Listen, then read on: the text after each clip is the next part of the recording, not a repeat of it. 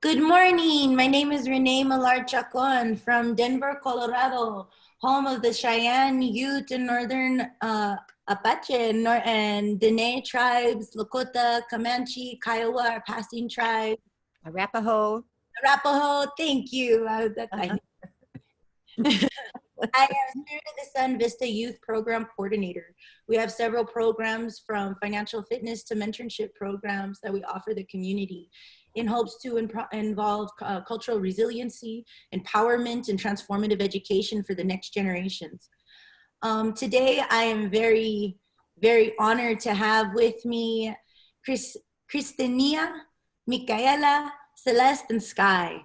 We will introduce them properly in just a moment, but for those that are joining us, I want to release a quick little poll just to have your knowledge about Native American identity right now.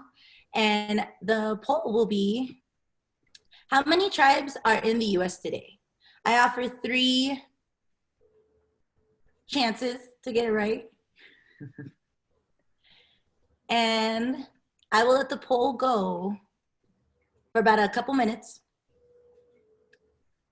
But what I'm asking this for is that we want to really analyze the American identity and those that have been invisible for ages.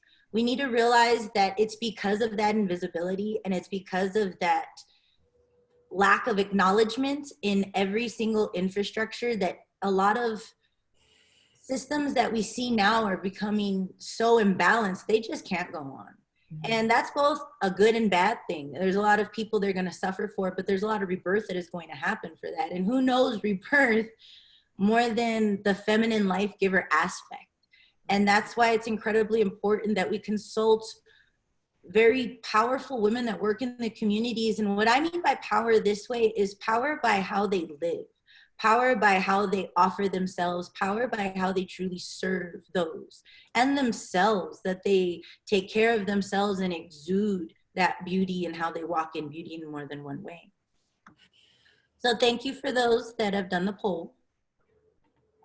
And I'm very grateful, but most of you have the right answer. Out of how many tribes are in the US today, I offered 100, 300, or 562. And 80% of you got it right. So I'm very grateful for a woke group. Audience. So I'm gonna go ahead and share my screen. And today we're gonna talk about rematriating our communities, what it really means to rematriate. And yes, I redid the words from repatriate because I hope this catches on. And it's an Indigenous panel on the true power of what it takes to overcome these social and climate crisis to heal ourselves from the communities out. I'm grateful to have women from Four Winds American Indian Council of Denver, Spirit of the Sun. Christinia, can you please say it properly? Because I don't want to say it wrong. Oh, yes. Tioshpe Wiamaka, which is Lakota, that translates to the extended family of women of the earth. Thank you. You're welcome.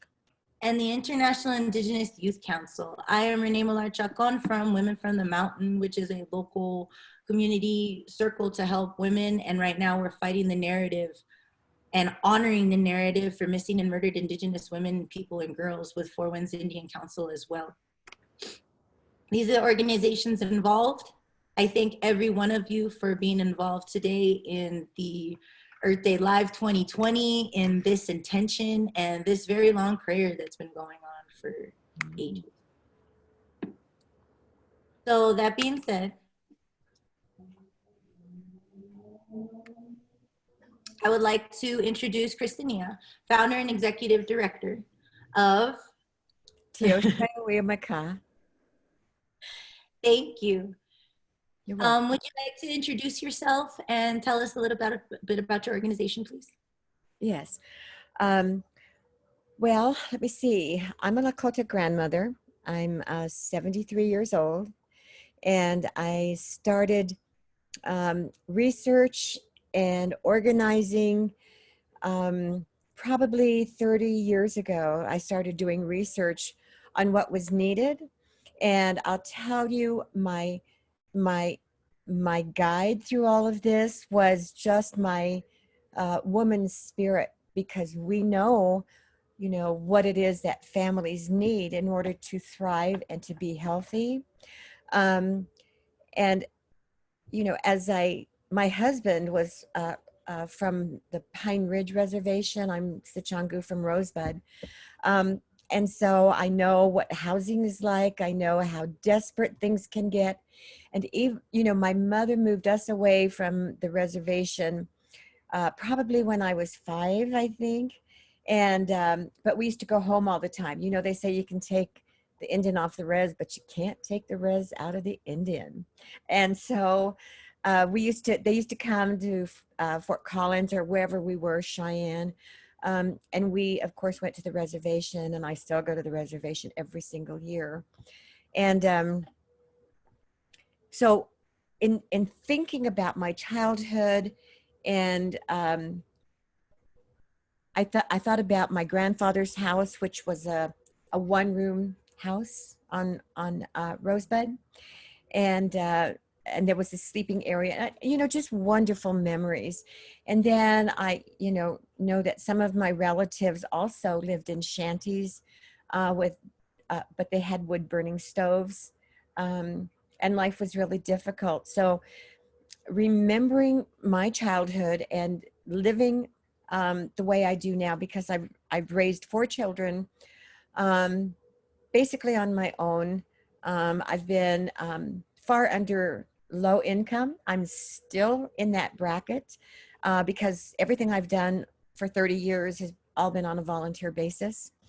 And so I knew that in order for people to heal, I think that they needed a home, a decent home with a better environment, air environment, because of, you know, um, sometimes people would burn clothes or paper or other things to stay warm. I knew that they needed a better diet. I knew that they needed reliable transportation. So I built my organization around the needs of the families, the women who are in charge of those families, to create less stress around that, so they have time for really important things, like teaching the children about our ancestral ways. And so I thought, well, if I can help do this in some way, then helping them is helping myself, is how I feel. Yeah, there's a lot needed. Thank you. And yes, there is. Yeah. I'm really grateful for you. Oh, thank you. Yeah, and you know, so we do a lot of work in the regenerative arena, and we have a very large permaculture convergence in Slim Buttes on the Pine Ridge Reservation every summer. But this summer, because of COVID, we won't be having the convergence, but we'll have it next year. Thank you. You want to tell us what's in your picture in back real quick? Oh, yeah. Well, this picture was taken in Silicon Valley in California. A friend of mine bought some land out there and decided that she wanted to build a cob home. So I went out to visit her when I went out to the Bioneers conference, and and I really love making the cob, helping make the cob. So I was bouncing around, mixing up the cob with my feet. And I said, this would be so much more fun if I had some tinikling music. So, and that's because my father's from the Philippine Islands. So lo and behold, she found some tinikling music and started playing tinikling. So I was doing tinikling all over her cob, and then helped her mud the house. It was fun. I enjoyed it. But this is an example of what we do at Old Siri. And Jill Kunishigi, who is my friend and who I was helping that day, I met her at the convergence my very first year, and she's been back a couple of times since. So that's what I'm doing. That's awesome. Thank you. That's why I look so happy. I love your picture, by the way. That's why I'm like, you got to tell us what you're doing. Thank you. Sky Morris. Hello, beauty. How are you? Please introduce yourself. Sky is from Four Winds American Indians Council in Denver. She's an amazing activist. She's an amazing speaker. She's an amazing cultural educator of cultural resiliency. So Sky, please introduce yourself. Tell us what you do, the organization that you stand for, and why, please. Dagotate relatives. My name is Sky Roosevelt Morris. I come from the White Mountain Apache Nation and the Shawnee Nation.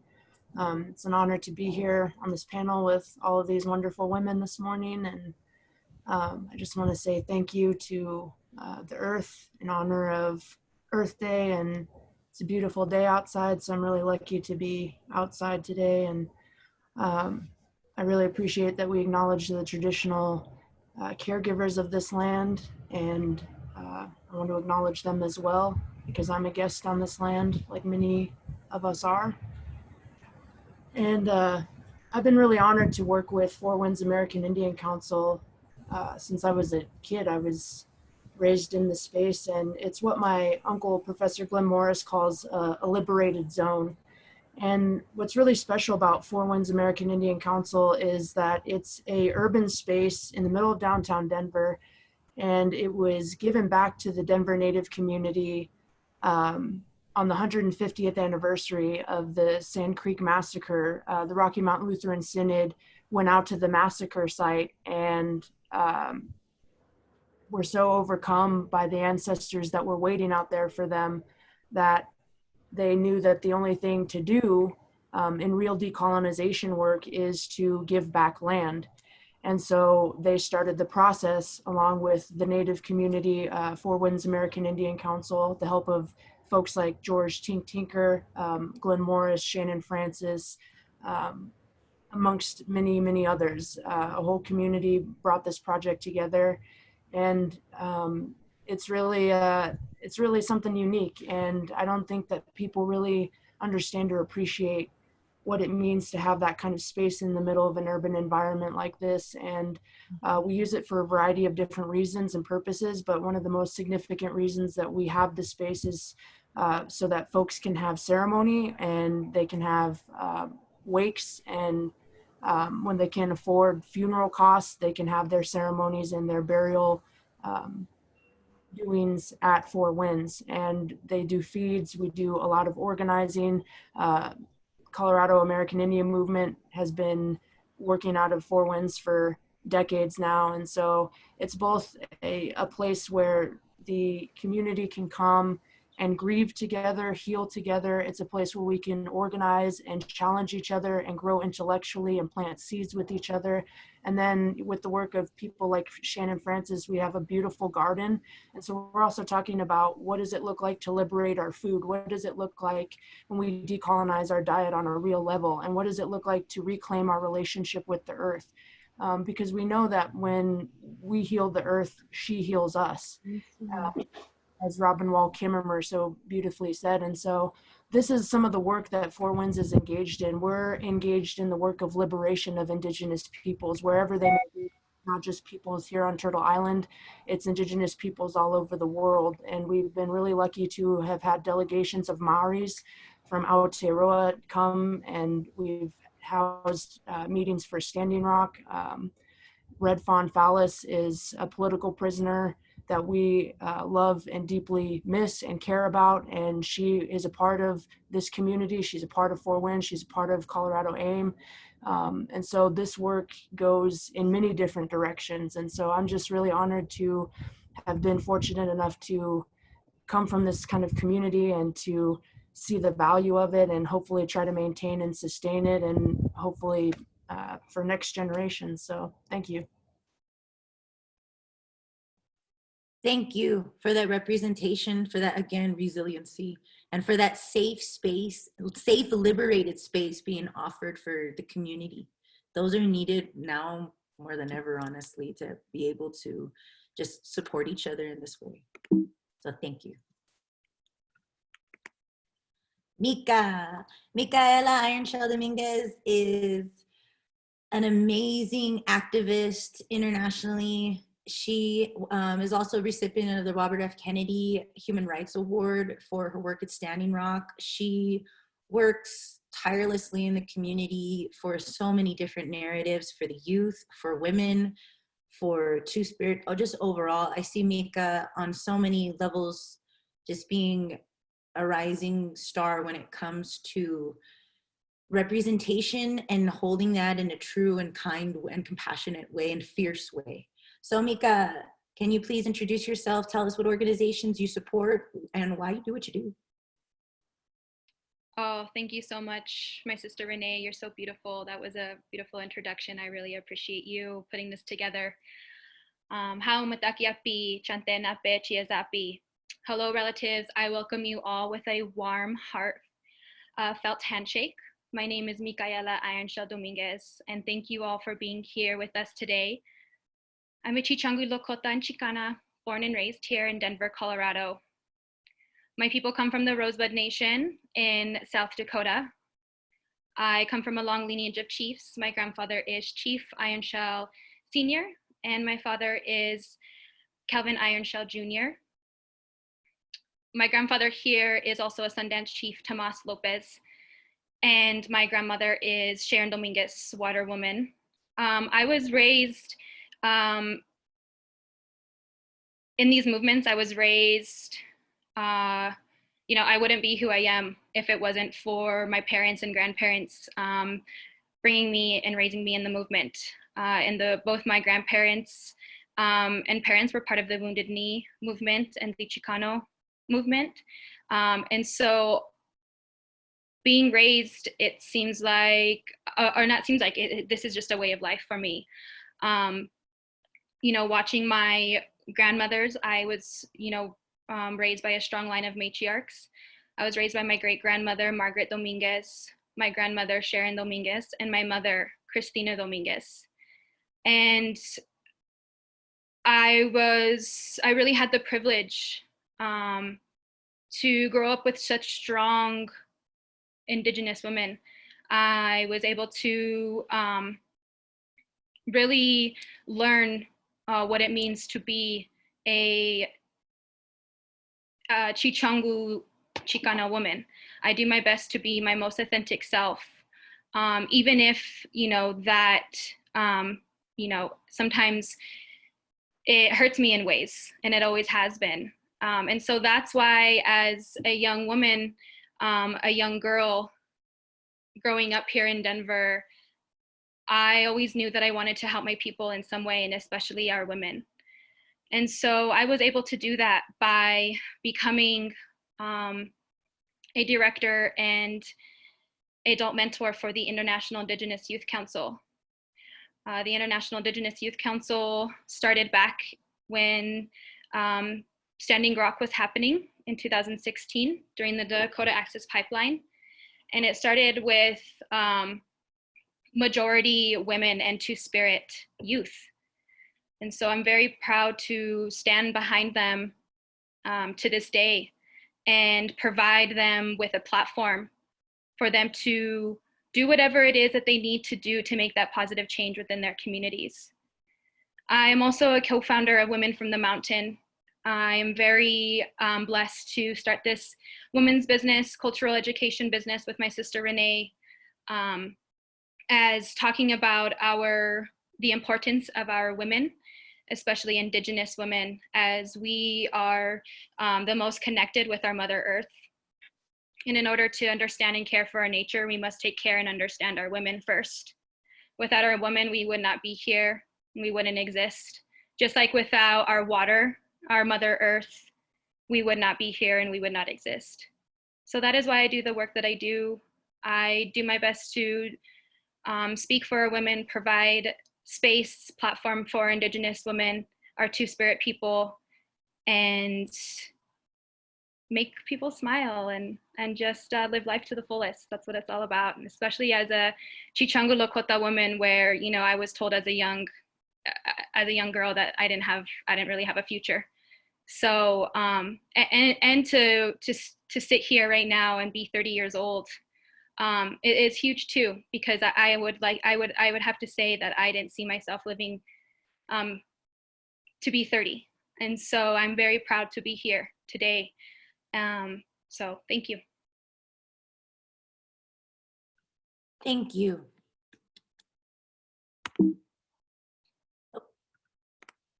And Celeste, as a mother, as we've heard this morning, and a woman, can you please share your narrative, what it means to be here, what it means to have these conversations, and most of all, what organizations you support and why you do what you do, please?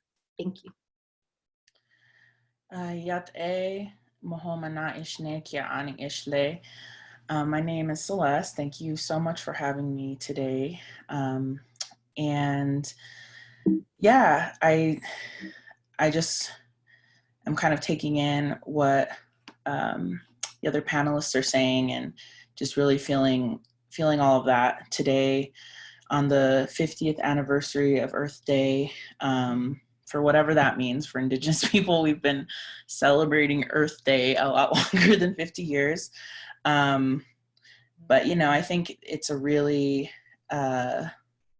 interesting time. It's a really difficult time to be facing the reality of the conditions of our society and of our mother. You know, from inside my little safe quarantine vessel, trying to manage my own emotions and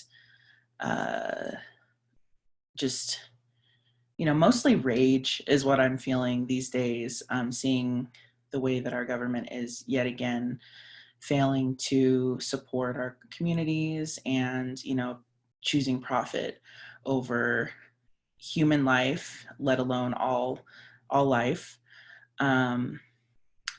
And then on the other side, I'm the mother of a 16-month-old who had me up all night. That's why I'm without much sleep.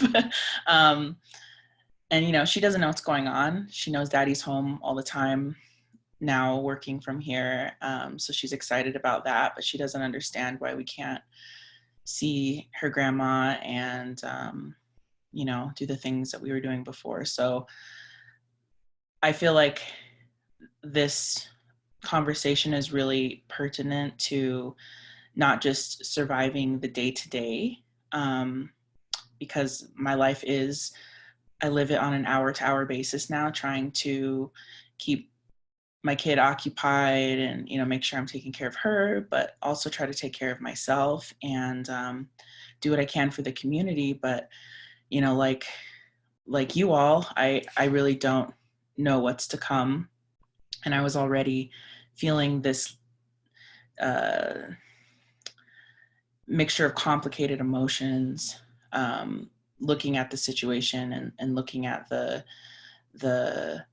state that we have left our mother in. So yeah, I think it's really important that we reach out and connect and try to hold each other up, as well as hold ourselves in the best way that we can, even if that means not being able, you know, honoring our human self. And some days I don't have it in me to be super mom, super, you know, earth warrior. Some days I'm just like, I have to break down, and it's really hard, you know, and having just created life and brought it to this plane of existence, I'm still very much in touch with the pain of the earth and the duality of being in between worlds, you know, because that's really what giving birth was like for me, going to this different dimension than I had been able to access so vividly before. And I really think that broke me down and made me more vulnerable, and also you know, made me more compassionate also, and trying to think of people who I might identify as my enemy, the Trumps or what have you in the world, and really trying to understand, you know, why someone would do something this horrible, you know, and understanding, though, as much as I hate to acknowledge it, they are my relative and they come from the same earth that I do.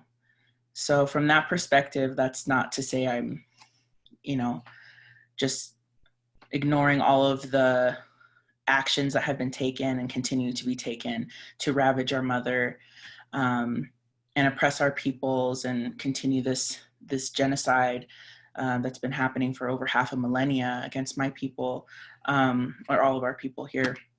But that is to try to find a different approach through my roots, and really try to connect with those who don't understand things the way that I do, and don't have the cultural roots that I am so blessed to have, been inherited.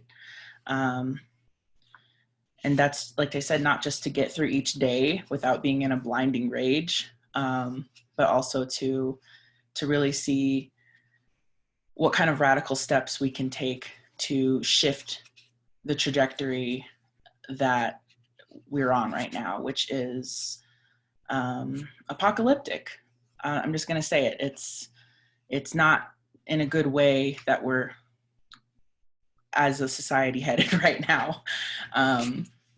But I do believe in the power of sacred medicine, and I believe in the power of my ancestors having been through really horrible things and having the strength to continue nonetheless, trusting spirit. So it's with a lot of hope that I come to this table today. But that hope is up and down, because some days I'm just like, screw all of this. I can't believe this is happening. Check the news and I'm just like, I shouldn't be surprised, but there's these new levels of just, I don't know, horror. So it's really beautiful to be here with all of you amazing women. And Satya Yoga Cooperative is kind of the only thing I'm involved with right now. Since I got pregnant to present day, I don't really have time for organizing or emotional capital for organizing. But yeah, I'm a part of the only all person of color owned yoga cooperative in the country. It was started by an amazing South Indian woman named Lakshmi Nair. And I received my 200-hour yoga teacher training in the beginning of 2018. So I have, that was right when I got pregnant. I was graduating from yoga school. But yeah, my hope is to actually offer community classes for Indigenous people, other people of color, and really any water protectors and people that are a part of this struggle, and bring light to the importance of our self-care. And because that's, I feel like, the first thing for me to go whenever I'm a part of any community work is I struggle to take care of myself. So that's largely why I came to start practicing yoga about 13 or 14 years ago. And without yoga, much like Mika was saying earlier, I don't know if I would have made it to this point. To 32 years old is how old I am. So it's just a really blessed gift, and a sacred Indigenous practice of the Indian peoples, that I am, blessed to be able to pass on to really whoever is willing to learn and be respectful of the practice as well. So thank you so much for having me. You're so beautiful as a life giver to be able to be balancing that right now. And I have two sons, and I understand the constant needs that they need in every way. And you're responsible. That's it. They're yours. So I'm really grateful. And it's because of your power, especially right now, to understand that you need to take care of your well-being first in order to support that going up. And that's where it really starts from. And most of all, in understanding that right now, though it's a time of crisis, it's also a time to reform, reset, and create. And it is going to take that life giver energy to get us through, to really understand that's the certain type of strength that it's going to take, the certain type of compassion that it's going to take, because compassion is very fierce just as much as it is beautiful. So being able to harness that as women in our narrative right now, you are so powerful, and I'm so grateful for you being here. And I also am grateful for you mentioning yoga. Yoga is what brought me back as well from after having my kids. I had postpartum depression severely after my second son. And my husband was also deployed the second time. From Monday to Friday, he was gone. So I had my sons all to myself for 9 months straight in Maine. And the sun was like that small in the sky because it was during the winter. So we still would go outside because I needed to see the sun, but it was yoga that brought me through every single time, just centering myself in that practice. And that practice is sacred, and it's very important to honor those extended indigenous sacred practices in a collective way that heals us that way. So I'm very grateful for you mentioning that and for being you and joining us today. And that's actually why we're here, is because now is the chance that we can really hone and show and represent the modern indigenous identity. I'm Dene Mexica. I'm Navajo and Mexicana. I'm a Samadora Malancin of Azteca Danza. And I dance with two grupos here, Coro-Están and Tlaviscali, one in Denver, one in Boulder. And I'm very honored to just be in that space, to be in that circle. But right now I can't do that. So being able to honor my modern indigenous identity and know that my sisters are also going through depression, know that my sisters are also going through other issues. What are medicines that they are using to help center them, to rebalance them, to take on these new crises, these new injustices that are going to affect us and have to prepare our children. And it is often traditional medicine that understands that. It's often traditional medicine that of those that came before, and the cultural resiliency that came before, that hones that in ourselves first. And I'm very grateful that you women can have this conversation about that. But I want to also reflect it on the infrastructures that have failed and are failing now. The three main ones are healthcare, education, and the environment directly. And these infrastructures are what needs to be healed first and what needs to be healed most. And what I've been told by an elder is when something hurts the most, that actually needs the most healing. So that's why we need to discuss these toxic cycles and understand where healing needs to happen. Healing needs to go. And it is our indigenous communities right now that are being hit by a combination of factors that are harming them. It is our POC communities that are being harmed in the same exact way, because the infrastructure of the American identity was not designed to acknowledge them in any way, nor give them affluence. So we need to be women and bring our medicines. And we've never been rooted in being able to display that. So that being said, I would like to ask our panelists, how has our infrastructure failed us? During this current COVID crisis, during the fall of predatory capitalism, and how has your culture provided you the resiliency to get through all this right now? I ask Christinia to please, if you can give us your opinion, your perspective, and your narrative. Okay. Well, in thinking about this, I really believe that our current infrastructure has really not been harmed too much, because our infrastructure, our basic spiritual infrastructure, is what it always has been. The infrastructure, destroying of our infrastructure actually started when they landed in, the colonizers landed in Plymouth.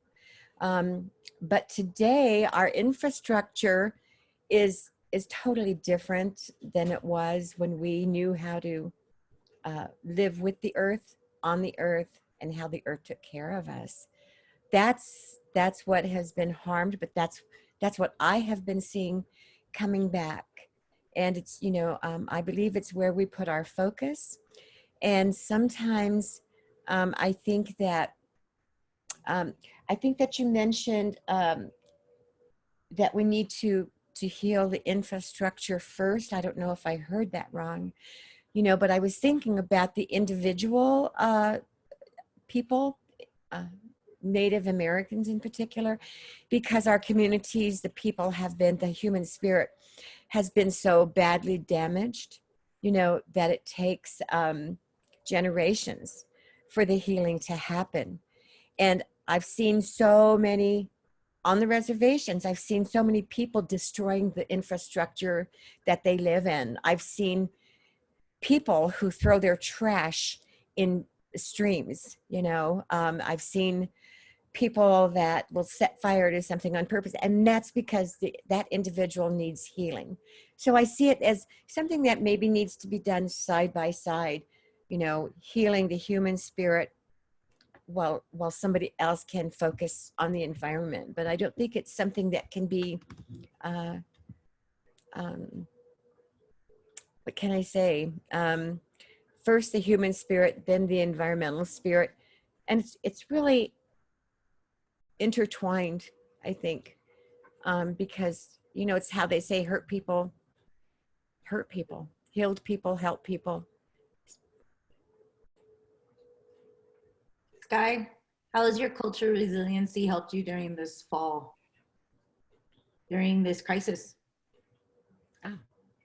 What infrastructures do you believe your traditions from yourself, your well-being going out, do you feel? This is a combination of questions, so I just ask your narrative. Yeah, thank you. I think that our traditions tell us that hardship is good for us. And that doesn't excuse what's going on, but it also means that hardship isn't something to shy away from. And we as Indigenous people have never shied away from hardship. And there's a principle that many of the elders, specifically my uncles, Russell Means, Glenn Morris, have told me when I really started getting involved in this work, and it was never take a position out of fear. And I really believe in that. And I believe that our ancestors lived by that same philosophy. Even when they knew that they weren't gonna come out on the other side of a battle, they knew it was the right thing to do, because they knew the defense of the land was the defense of our people. And those are brave things. And we can't forget those things. We can't forget that sometimes it's hardships that make us remember some of the most important and beautiful things about who we are as Indigenous people. And that our connection to this land is never to be taken from us, not even in the midst of this. Our connection to this land goes so deep, so deep. And I know that everybody on this panel knows that. And so for me, during this time, I've just been spending as much time with the land as I can. And to hell with people if they say it's problematic or it puts other people in danger, because to me, being on the land is the solution. And in response to this whole infrastructure crisis, I mean, the more they tell us not to be on the land, the more we should be on the land. The more we should be learning our medicines, the more we should be spending time with our ancestors and thinking very deeply about what are the lessons that they learned when influenza came, when smallpox came, and how can we use those lessons today. And so I get up every morning and I thank creation for another day of life, because that's something that we take for granted. And another day of life is never promised to any of us, ever. And so we should be thankful. And I'm deeply thankful. I'm thankful every day to be alive. And that's a good thing. So then you never take anything for granted. And I try to give something back, whether it's, going to Four Winds and working on the garden, or doing mutual aid work, trying to get supplies to unsheltered folks, or running food bank, or helping folks wherever we can when I have the time. And I try to get out and run, because I think the physical exertion, the physical expression of ourselves in prayer is a good thing. And I try to spend as much time on the land and thinking about what our ancestors are trying to tell us about this, because there are lessons here. There are lessons here for all of us. None of us are exempt from teachings from this. And, but I'm not going to be afraid. We've survived 520 something years of colonialism, and I'm not going to be afraid now. Now is not the time for fear. Now is the time for courage. Now is the time for love, and now is the time for support. And again, you know, I come from a beautiful people. I come from a beautiful tradition. I come from this land.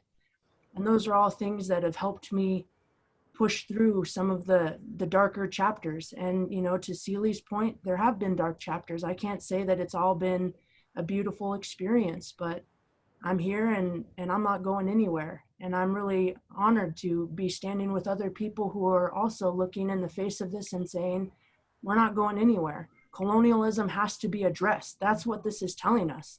And it's not exempt. We cannot escape from this. This is not our infrastructure.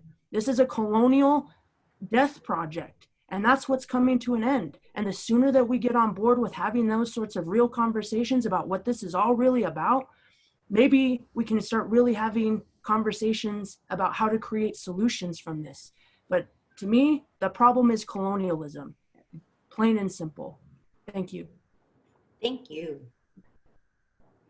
Mika, I'd like to add you to this conversation too. And then Celeste, I'd like you to join us for the next slide for transformation. How have you used your cultural resiliency during this time, during this crisis, and for yourself during this time? Thank you. It taught me by not forgetting who and where I come from. It's helped me remember to follow our medicine wheel, our 4 directions.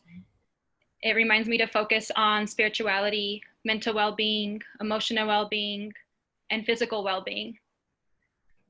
I've become so comfortable with being uncomfortable that I have nothing, that I've become so comfortable with being uncomfortable that it's almost like nothing can stop me. As an Indigenous woman, as Indigenous people, we of all people know what struggle and hardships are. And with all of our hardships and struggle that we have been through, we've been able to overcome them, and we've been able to see that light.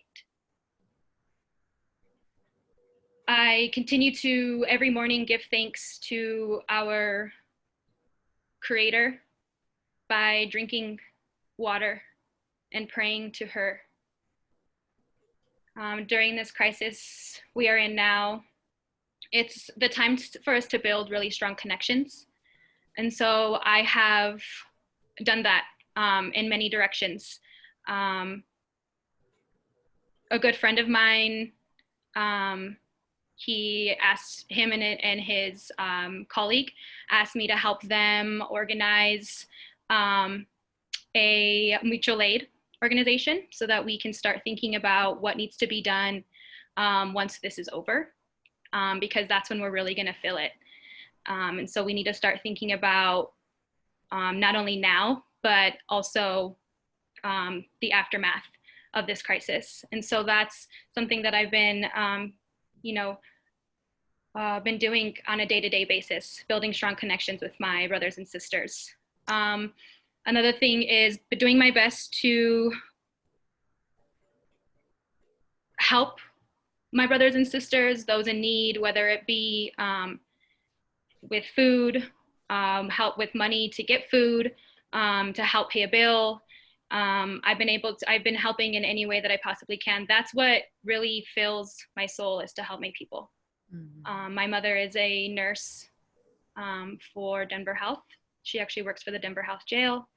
And so I got together, had the idea to make masks for them, because she was crying to me almost every day about how they were having to share PPE, personal protection equipment, and how she was so worried about getting sick. My mom is also compromised.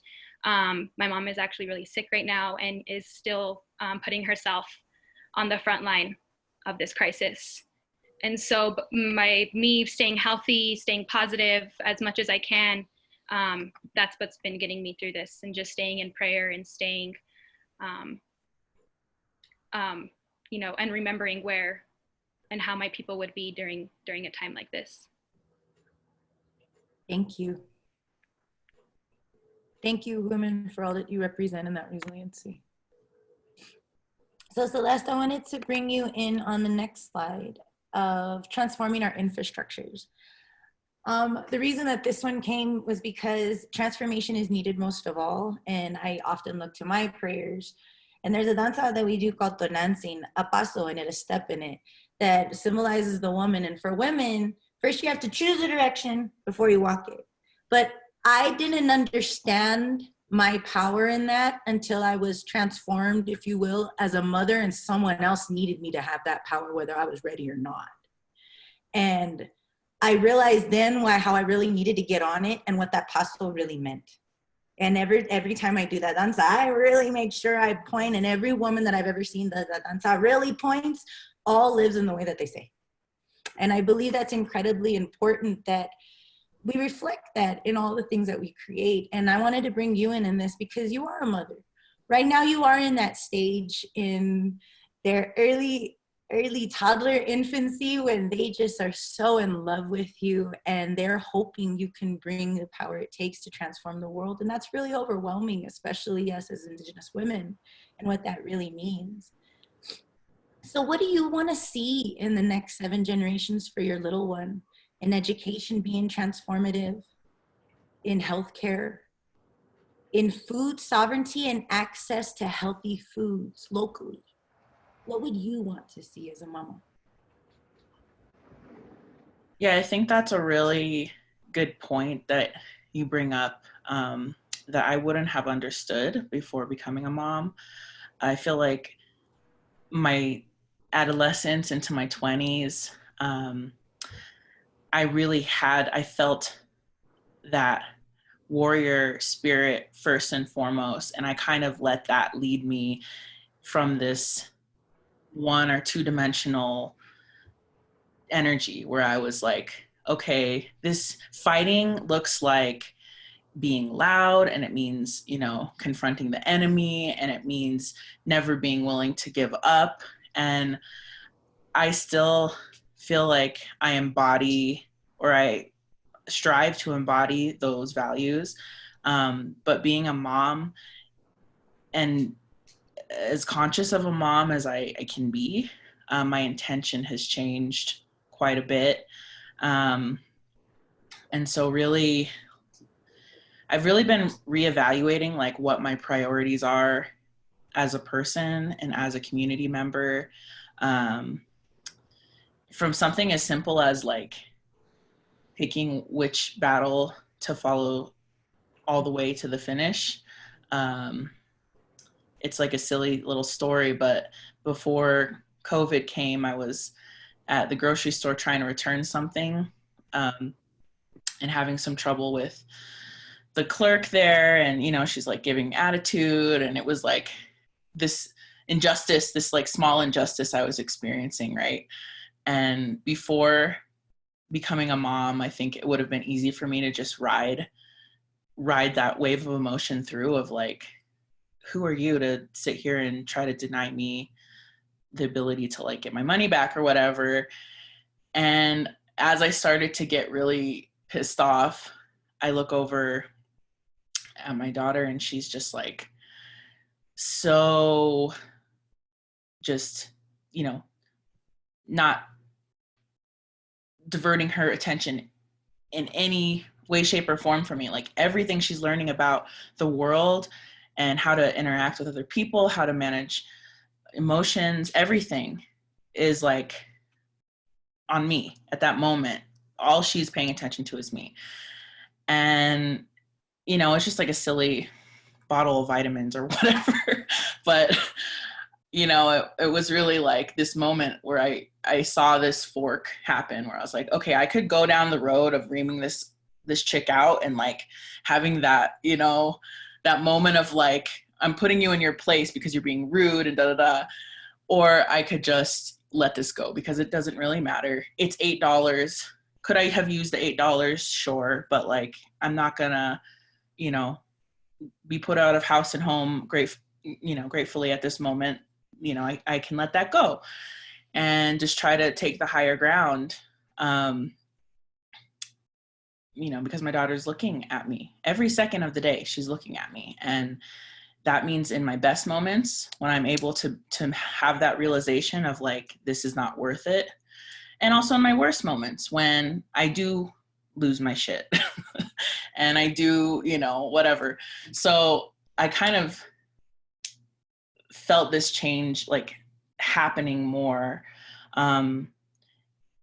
with the bigger issues too. So when we're looking at our healthcare system that's basically in ruins right now, and you know, not taking care of most of the population of people on this land. And my husband is also a global health expert, so it was you know, a very interesting perspective that I was able to see alongside him going into the pandemic, because we kind of saw it coming before they were talking about it very much and everything in the news. And you know, I have this constant evaluation that's happening. So kind of to bring it back to what Sky was talking about, not taking a position out of fear, and trying to really check myself and step back, because this particular moment is not, it is really scary, and it is really enraging, and, you know, all these negative things, but it also is nothing worse than what our ancestors have experienced. It is distinct and particular to this point in time. But, you know, I read something a while back where someone was like, if you feel like you're slipping and falling and don't have that support, you know, just touch back to your ancestors, because they have been, you know, through things more horrific than we can imagine. So trying to find that route and lean on my ancestors a little bit, using guidance from our elders. So that means like checking, not just like checking into our, with our elders, but, you know, really giving of myself to take care of them when I can. Like I can't really be with my grandma right now, who's like my best friend. And I'm really fortunate to have her still living and living pretty close to me, but I can't be with her right now. Just like, you know, most of us can't be with our elders or our loved ones in a physical way. But, you know, just really doing what I can for her and using that distance to motivate me, and that loss that I'm experiencing and not being able to be with her, to motivate me to put good energy into my garden, which I'm fortunate to have a home. I actually own a home. I'm like the first person in my family to own a home. And I have a really awesome yard and stuff. And, you know, I think of my family when I'm putting energy into that soil, and, you know, all the people that don't have yards, who don't have access to a community garden, who, work so much that they're not able to quarantine right now, that they're out there on the front lines. Thinking of Mika's mom, you know, literally sacrificing her own well-being so that other people can live. Like that's not something I take lightly at all. And, you know, I think of our people being in these roles, you know, not just in a pandemic, but throughout the entire crisis of colonization. We step into these roles, especially Indigenous women, because that's who we are. So trying to take away the positive from this situation, because it is bringing us back to the earth. It is showing us these weaknesses in the fabric of capitalism. And it's overwhelming for me in some ways, but at the same time, I'm like, all right, I already knew all these things. I knew that this system was unsustainable and, you know, collapsing on us. Now that has been sped up. So what am I going to do about it? You know, how am I going to, you know, insinuate myself into those holes in the fabric and leave something new, you know? Bring up a lot of good points about how life givers often have a moral panic. They always say women are so matriarchal, they run if a child falls down. No, if you're a life giver, I've seen men do it too. If you're a life giver, you have a moral panic to be concerned about how you're going to take care of something. of someone. And that's really what it means to be a caregiver. And the second point you brought up that's amazing, and thank you for saying, is as Indigenous women, I've seen around me, especially in my own family, very specific women step up to be that caregiver role. And I want to highlight, especially, and that's why we're throwing panel, and I want to throw more panels like this, is you do not have to be a woman, and you don't have to have given children to be a life giver and to be a caregiver, to care for your elders, to care for your youth, and to care for your community.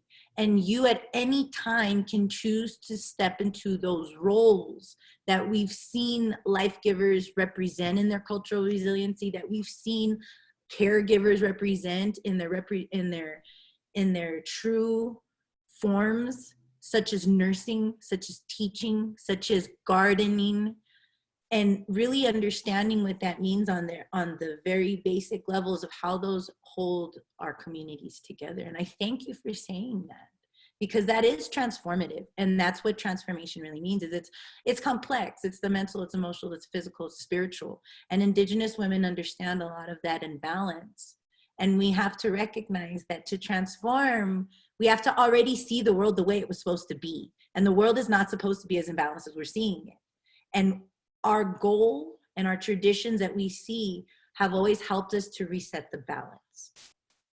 So I'd like to bring you in, Christiana, to talk about what you do when it comes to transforming your community and the environment, in the gardening practices that you've also used, in access to resources that you also have used, and how has that transformed your community on very specific levels, like on any details? How have you seen it bring that sacred back? You're muted, love. It's all good. Sorry. I think that what I have seen that has really helped me understand that I'm walking in the right direction with my desire to help my sisters. Excuse me. And that is to tell them that, ask them if they have ancestral land, if they would be interested in moving back to it.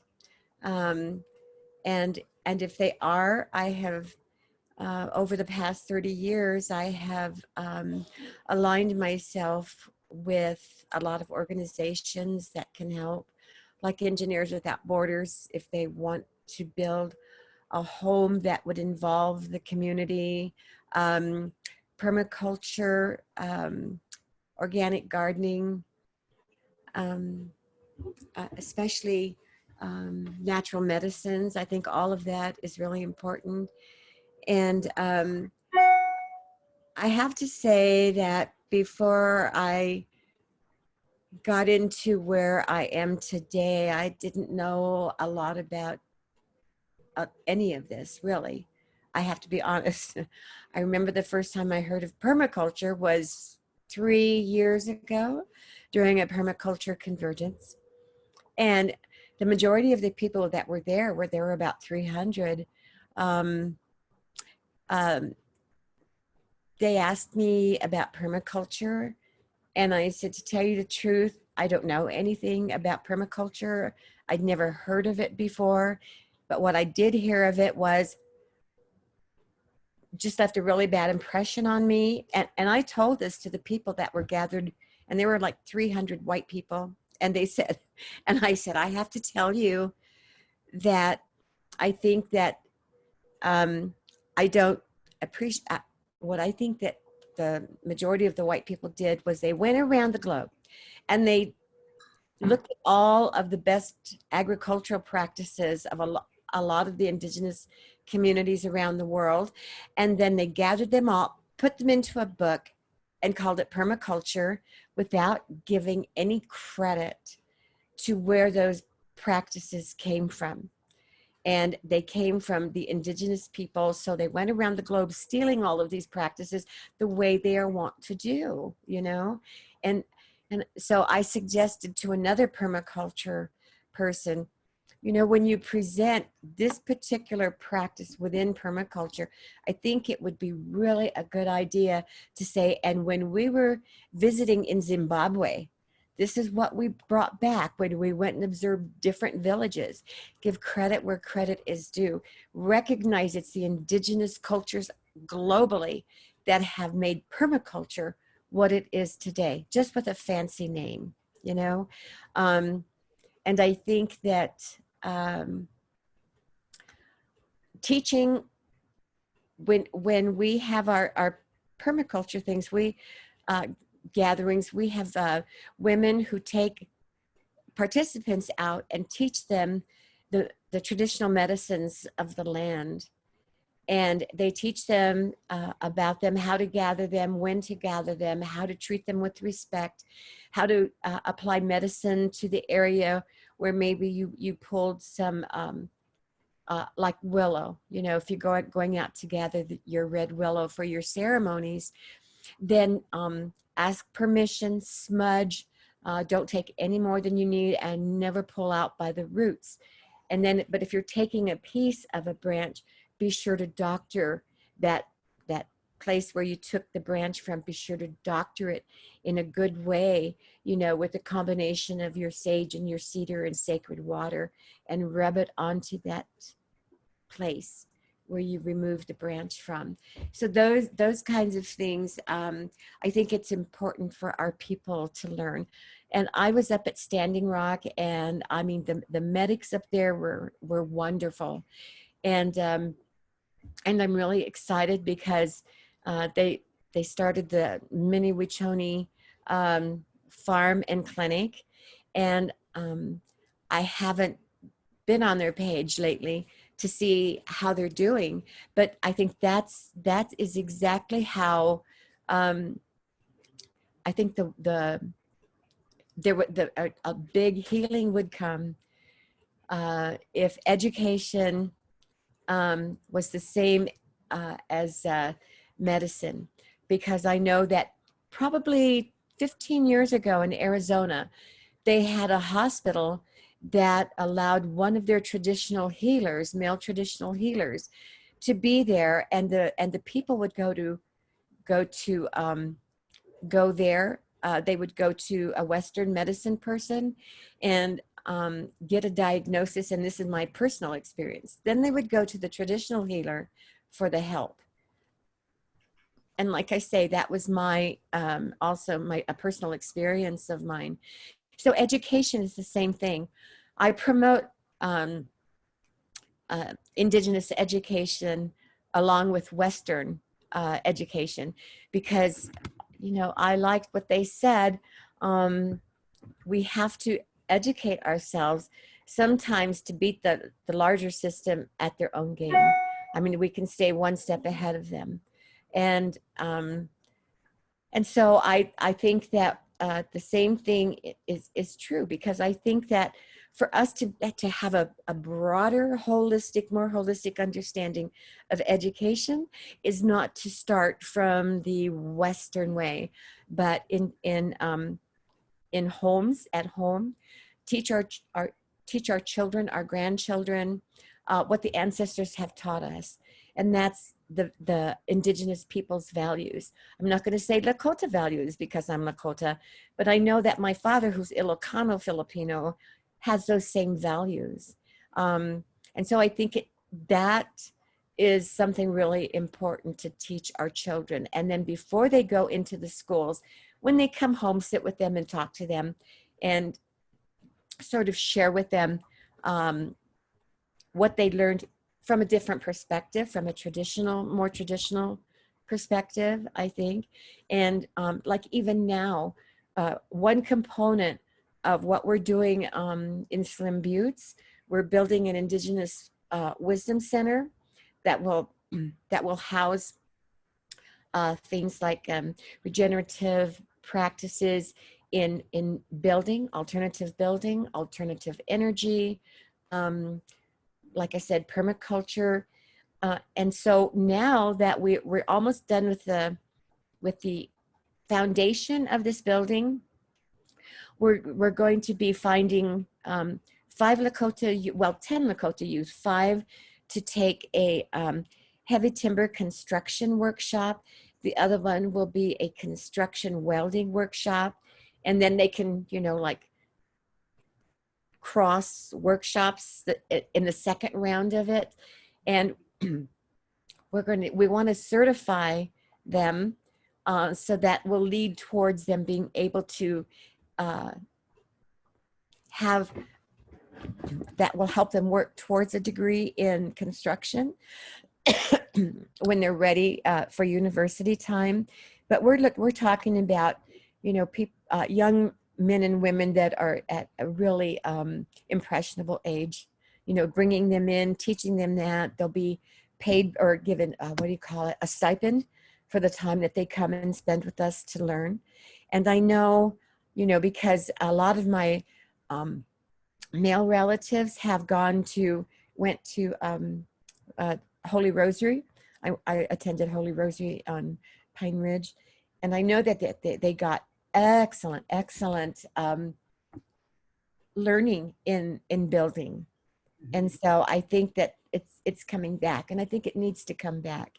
And I think that we really need to work on remembering that in all of the things that the dominant culture has tried to take away from us, they don't know how smart we are, that we can see all they're doing is flipping it around and trying to teach us what we already knew. I mean, it just makes me crazy when I think about it. It makes you think of the Art of War, where it's like you get stronger by what your enemies leave behind. Yeah. And so what did you say? You get stronger by what your enemies leave behind. So they left behind these systems of knowledge. Like vocations like that pay really, really well. Yeah, they do. And so that helps us build affluence in communities that didn't have access to even have those jobs. And yes, we do have to. And so that's what we want to do. We want to teach them that. At the same time, they're learning the Lakota language. They're learning how to build a home for themselves. Because we go with, like I said, alternative is like building a cob home. And there are just a lot of different alternative things, like a dome home from Nader Khalili, or the Michael Reynolds, I can't remember what Michael Reynolds is, Earthship style. And that's what we're building up at Slim Buttes right now on the Old Siri Homestead Ranch, is we're building Earthship style community center. And that's where we'll be holding the classes. Excuse me. And so our networking is ever expanding, and we're really getting excited about the things that we're doing up there. What I love about Brian Deans, who is the director of Old Siri, and whose land the Homestead Ranch is being built on, is close to being truly. I knew that would slip my mind. When you're free, when you're really free to practice your Lakota ways, he's really. Well, anyway, Thank you. We had a question from Danny Ortega-Sting. How should women grow their circles of influence as a council of women, elder, teacher, mothers, whose approval is required for what endeavors the men of our community want to advance in? And that's thank you, Danny. That's key to what we're talking about. How can we have women brought in these infrastructures? Christina, I appreciate how you've spent your life's work in being able to transform the spaces that you've had. And the women, a network of women, that's how I've even met you, through Shannon, that have all worked together through years and years of this service. But being able to have it as a council of women that we can go to in a sense, and especially men that do want to find that rebalance, that do want to have that perspective, that may not have exposure to understanding healing past their toxic cycles and want to have access. How can we have those in the community be more inclusive in our education, in our healthcare, in our systems? Sky or Mika, would you guys be interested in how can we expand the Native societal political structure that honor women's judgment?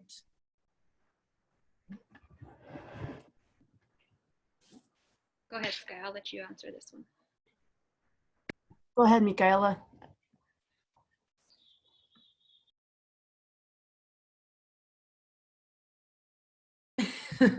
I'm gonna toss the coin of no, I'm just joking. I mean, this is an amazing question. When he wrote this, I actually saved it to the side so that we can actually come back to this question, because only because I think that, not that I think, those of us that are on this call right now, I know that we have worked in multiple women council circles.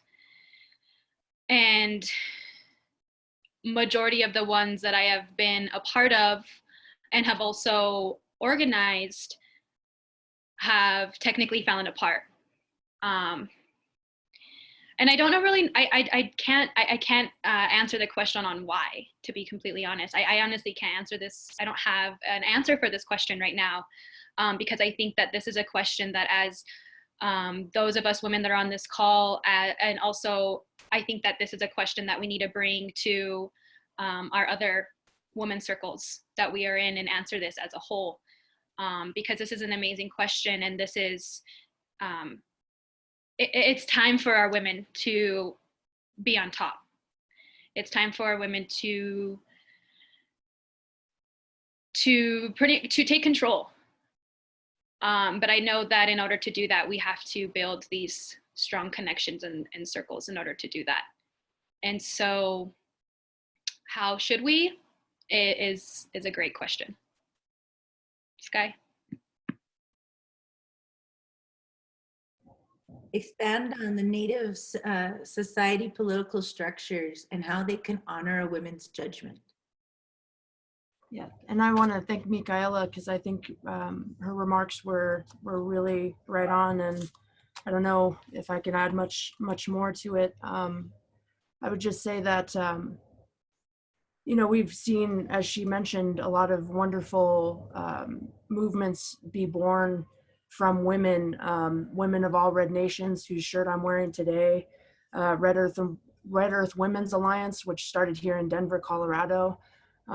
We've had a number of women's organizations and movements that have helped facilitate the struggle and keep it moving. And it's not just, you know, particular to our communities, you know, the Black Panther community, when everybody was getting arrested and being thrown in jail or getting shot by the cops, it was the women. It was the women that kept that movement going. It was the women that were doing the breakfast program. It was the women that were doing the education. It was the women that are the backbone of struggle.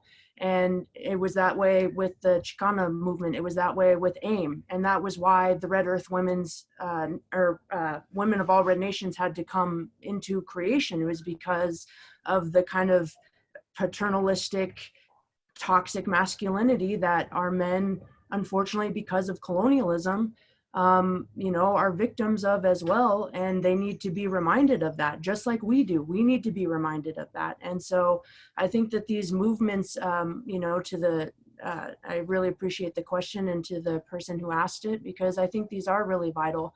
And I think, again, we look to our ancestors, because this is something that's happened in our communities for time immemorial. I mean, that's how the Constitution came into existence.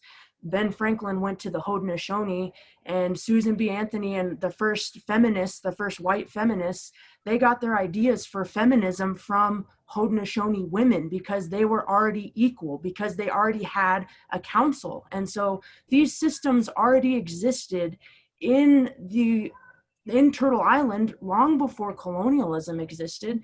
And people argue that, in fact, the oppression of women and the the physical disciplining of children are constructs of colonialism that we continue to, unfortunately, put on each other. And so I think these are very vital questions. And I think that, you know, to Micaela's point about, you know, why can't we maintain these councils? Why can't we maintain these things?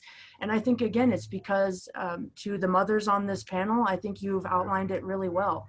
You can't do it all. You can't raise a child and also, you know, raise a movement. You know, you can't, and raise a husband and raise a partner and be a friend and do all of the things, you know. And so I think that it has to be balance. It's not about women versus men or women being on top of men. It's about being in balance with our two-spirit relatives, with our non-binary relatives, with our men, with our women. It's about being in balance. And when we start to allow that balance to come back and allow people to be who they are and their best selves, you know, I think that maybe some of these structures can maintain in a longer time period. But I think grappling with these things is a good starting place. Beautifully said. Yes, thank you. Yes. Oh, sorry.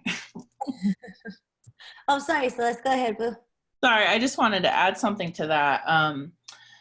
I think that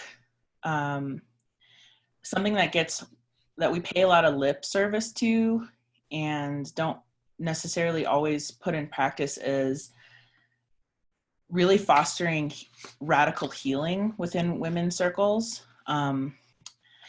Having been a part of many leadership circles, Indigenous leadership circles, mostly run by women in my time, it's like, even when we are able to kind of congregate all of our different energies and priorities and emotional histories and histories of trauma, and navigate all of that and get something done, right? Get to the next point where we're doing the work, we're seeing the payoff, we're you know, we're transforming things like within the community. It seems that there's this pattern that all of the baggage that we bring to the table with our amazing powers and, you know, powerful selves and everything, sometimes can subvert what we're trying to accomplish. And so I think that supporting healing, like actual, you know, not just like this I don't know, this like individualistic, like, oh, you know, I'm gonna like take my self-care time or something, because that's important too.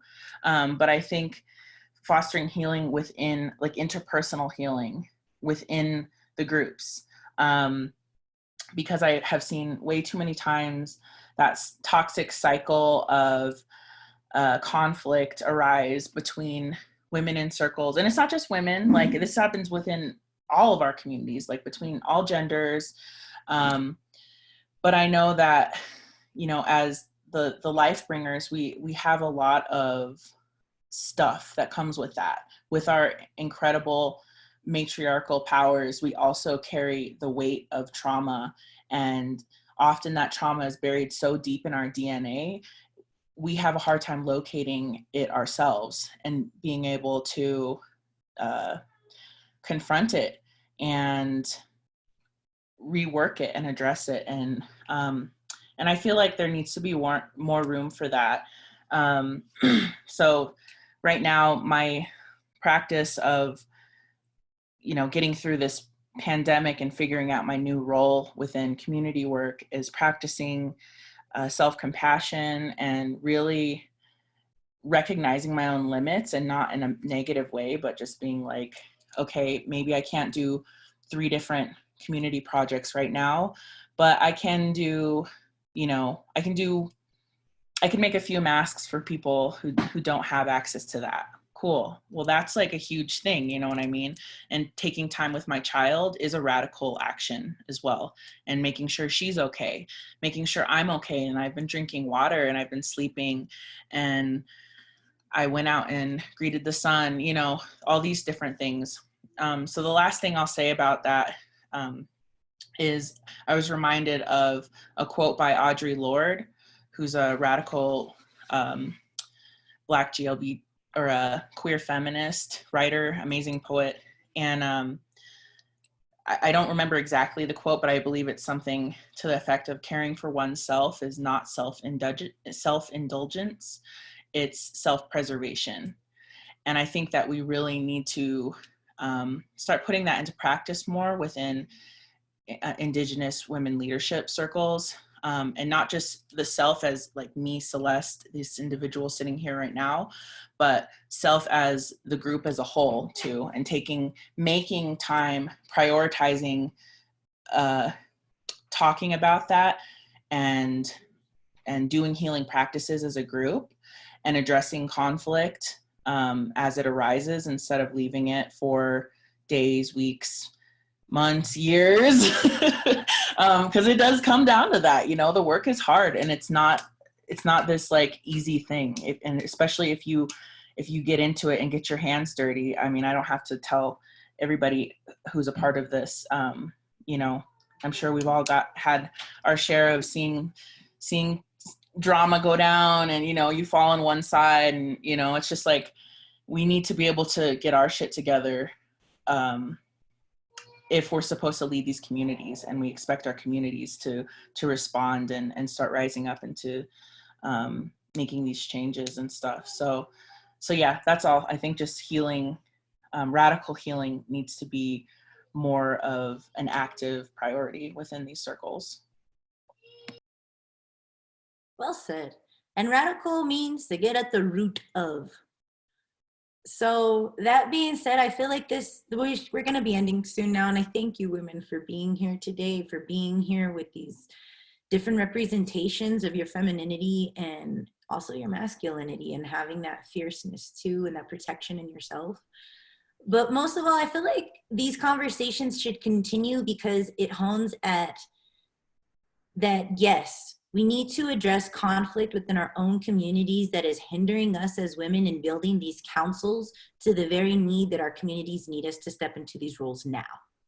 We need to be able to know when it's time to transform ourselves and heal whatever toxic cycles that are contributing to these continual conflicts, both in ourselves, in our relationships to our community, to really rebuild the council of women that it's going to take to sustain these life-giving practices of social justice, of climate justice. Make no mistake, those are prayers. Those are life-giving intentions. Those are life-giving practices. So that being said, I would like to highlight each of your organizations. I would like to thank you for being here. I would actually like to continue this series of Rematriate Our Communities, maybe with different facilitators, different conversations, but I do hope that it's always Indigenous women-led or Indigenous-led in that identity. And I want to reach out to, and thank you Earth Day Live 2020 for including us on their platform. I work for Spirit of the Sun and Women from the Mountain. We do programs for Spirit of the Sun for youth and for women and those that identify as women, for Women of the Mountain. Thank you, Sky, for being here for Four Winds Indian Council. I hope that we can continue these conversations. And you know what? I hope next time we really continue them in a way that we can invite people. We'll really get to the grittiness of the nitty-gritty of the conflicts that are stopping us from really being the healers that we need to be right now. I thank you, Christinia. And would you please say your organization properly? I do not want to say it wrong. Tioshpe Wiamaka. And it means? Oh, the extended family of women of the earth. Thank you for all you do. Oh, well, thank you. Thank you. The International Indigenous Council, also for the youth. I hope that this can always be a bridge for the women that are here, for the women that have came before, and for the women to come. So thank you, everybody, for joining us today. I hope these conversations continue. And most of all, yay! I hope that we can really get back to what we should be doing, and that's rebalancing, that's thriving, that's living, that's holding resources and traditions for the next 7 generations. But there's so many things in order for us to get there that we need to heal. And I hope that we can transform our communities together to do that. I hope that Earth Day Live starts involving, and mass platforms start involving the Indigenous narrative, the POC narrative in every form of information to really have equity. I thank you all that have joined us. I hope that we can continue these conversations, and as soon as we can, I will be broadcasting them. So I thank you. I love you all, and I hope you have a gentle and beautiful day. Toshka, thank you. Bye. Thank you. Have a wonderful day, ladies. Have a You too. See ya. Bye. Great. Love you, ladies. Nice to meet you. pleasure to meet you, and thank you. Okay. Ah.